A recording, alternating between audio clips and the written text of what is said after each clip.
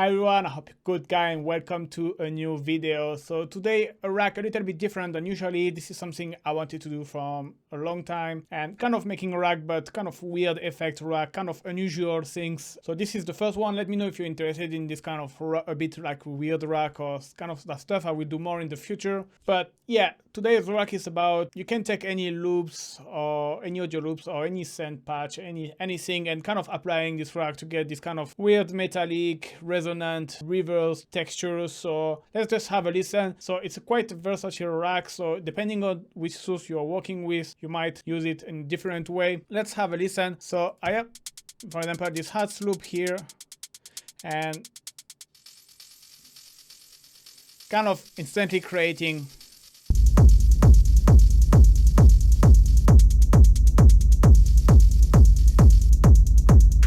and I have this percussion loop here, kind of creating weird stuff.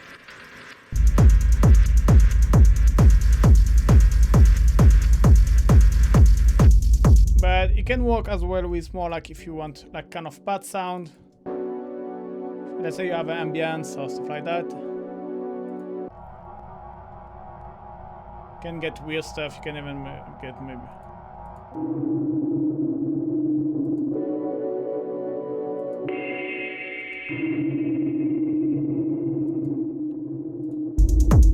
But one thing you can do as well, and I try it, for example, taking kind of a full track. So you have this track here. And if you apply the rack, it's kind of gonna create your own ambience.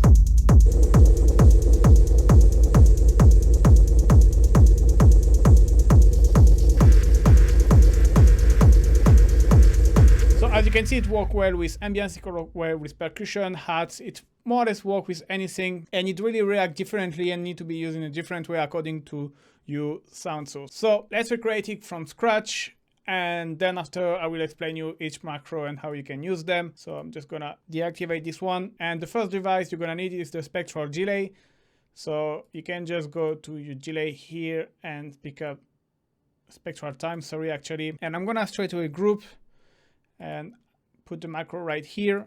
So I'm just gonna rename quickly all the macro. All right, so here the idea is to use spectral time and use it as a delay, but a kind of a weird metallic delay. So I'm just gonna put the resolution to ultra and kind of fold this. So this works better with percussion, but I'm gonna use anyway a square waveform. And you wanna add a bit of feedback to have this kind of delay effect. You want your delay in time mode because you can hear when I reduce the time, you get this kind of metallic delay. So I'm gonna map this time to metal delay, and I'm gonna map as well the toggle on off of the device, because the thing is I want always the driver to be 100%, and I'm gonna go to map, and here at minimum I will put 1. And I do that this way. When it's at the minimum value here, you can see the device is off, but as far as I just go a little bit up, it's getting on. So this way I can use the delay. So this way, if I want to use the delay, I can move the macro. If I don't want, I bring the macro back to 0 and the delay is deactivated. So now you can maybe shape it a little bit more stereo, dry wet. And one thing can be interesting is to play with tilt spray mask. So kind of get this effect. I don't really like too much the tone, so what I've done is I just bring the mask up. This way you see you still get this delay weird effect, but you doesn't have this tone that I didn't like it. I mean, this is just personal test, I guess, but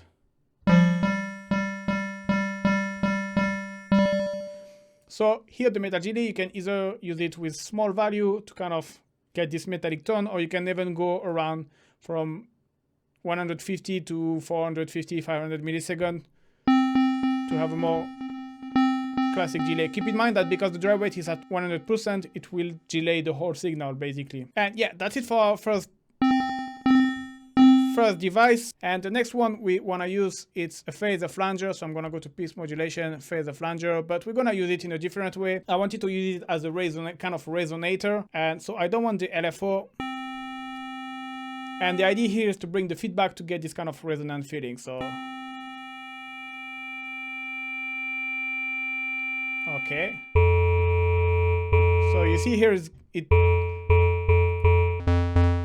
become very resonant. And the cool thing about that is that you can change the notches and to get different kind of tone. So the more you go, the more you're gonna get like something like a bell.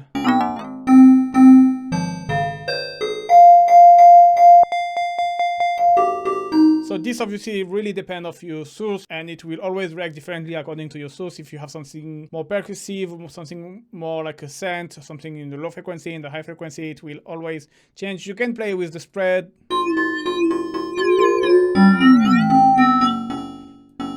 That's really up to you. I'm gonna put it at 80.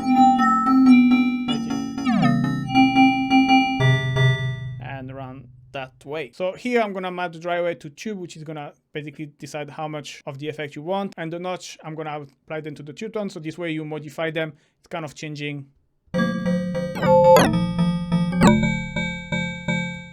the feeling. And then the next one is called Dark Mood. So this is a preset I've created when I was experimenting with, at the beginning, with the Live 11 beta. And I was experimenting with Spectra Resonator. So I'm gonna go to reverb resonance and pick it up. Here there is no really reason like, oh, I've done this way, this way. It was more like experimentation. So yeah, harmonic, I can leave like this. Here a few things. First, you want to put in granular mode,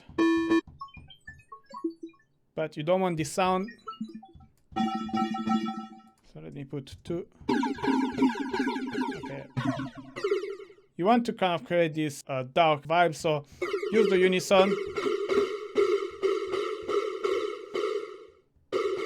So this kind of excitement detune kind of create a bit this tension. But then you can even go further by using stretch and the shift. So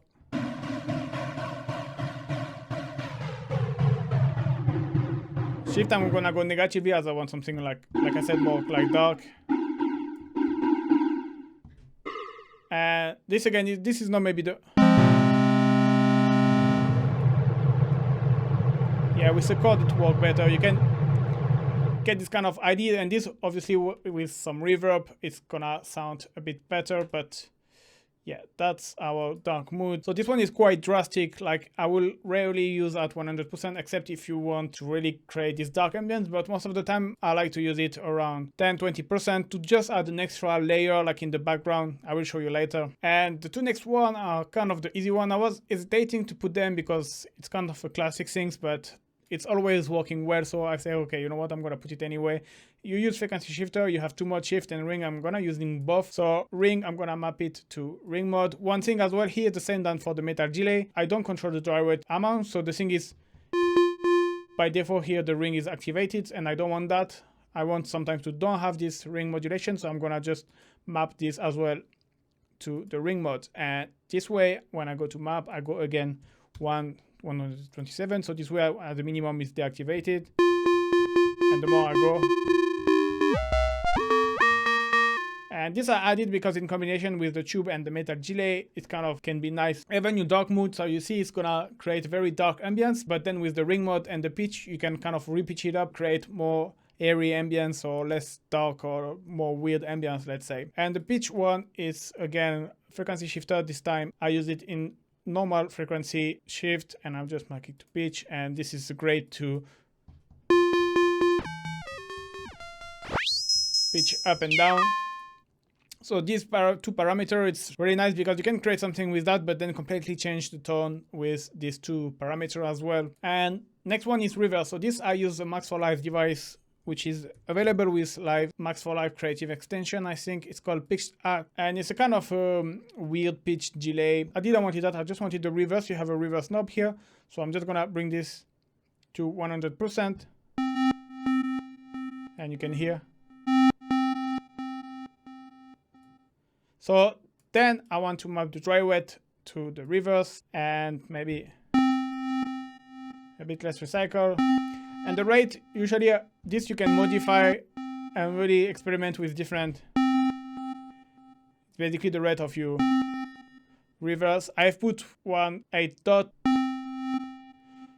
I don't know, I found it what was working the best, but you can obviously experiment with that. You can decide to pitch if you want.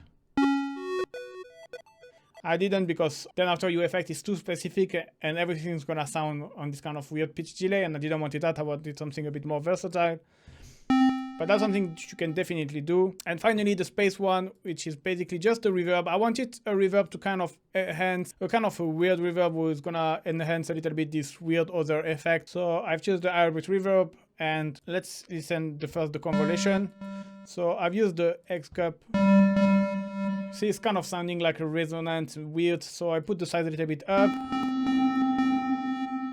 Okay, but I still wanted to have the algorithm as well. So I bring the blend here, and I use the quartz, so no especially any reason, just was like the moment, the inspiration. If you want to find out more about reverb, I've made a video where I explain as well the device in depth, each algorithm and each function. I explain that, so I will put the link in the description if you want to check. And I don't want this mod, I don't want this diffusion. Then you can decide the decay if you want something longer or shorter, but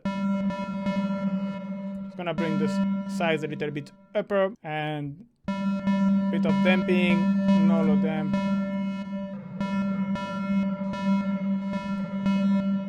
Bit more distance. And so then the dry wet to space.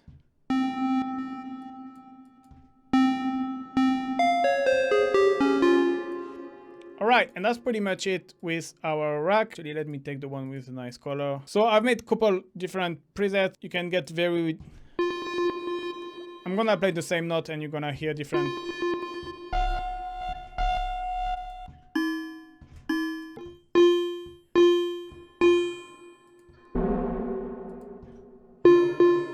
You can see you can really get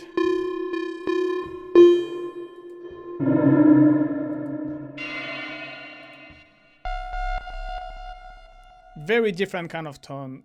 And again, don't be shy. Like, sometimes just use 1 or 2 macro. I think that if you try to use all the macro, all the parameter at the same time, it's kind of sound too much. But using 1 or 2 at once, I think it's a good balance. Then after, you just have to experiment. It depends as well if you work with percussion or not. But like for example, I have to use this one as a delay.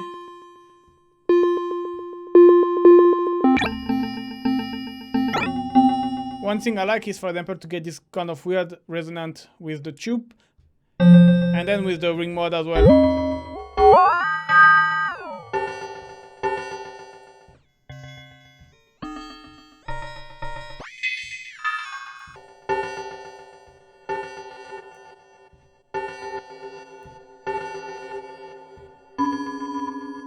So, for example, this was our original sound.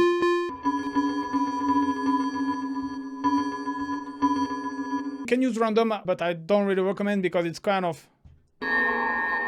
Actually, I'm gonna save this one, but... So all the time I'm playing the same note. That's weird because usually it doesn't work that well, but it's working.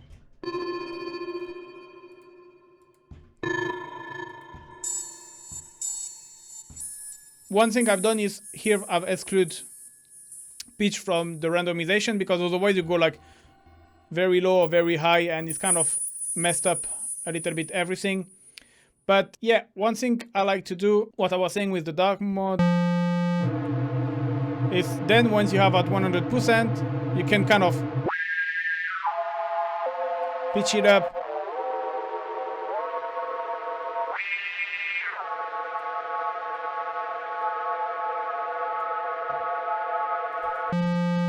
That is the original sound, and that's what you get.